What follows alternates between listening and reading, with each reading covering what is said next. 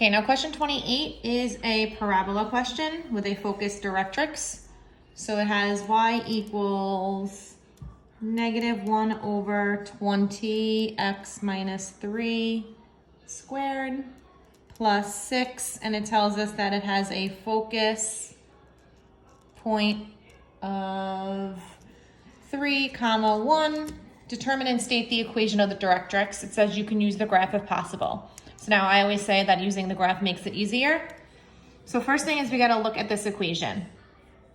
So from this equation, we should be able to pull out the vertex. So the vertex, if I go to my x, remember it's the opposite. So it's going to be +3, comma. And now here, when you have the +6, you take that exact number. You do not take the opposite. So 3, 6 is my vertex. Okay. You could figure out the p-value just from here. So remember, it's always over 4p. So if I took technically a -20 and divided it by 4, that means that my p-value is going to be, and remember the p-value is just a distance, so the negative really doesn't matter in this case. It's going to matter when we graph it. Okay, but if we took 4p equals 20 divided by 4, our p-value would be 5. So now if I graph it, 1, 2, 3, 1, 2, 3, 4, 5, 6. There's my vertex. 3, 1 is my focus.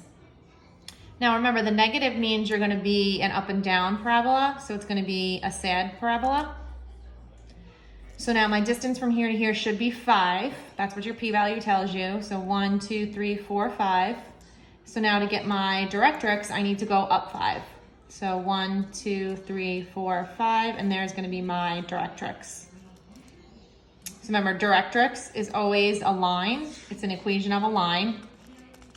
So I'm cutting the y-axis, so it's y equals, and this was what, 3, 6, so 7, 8, 9, 10, 11, because 6 plus 5 is 11. So my directrix would be y equals 11.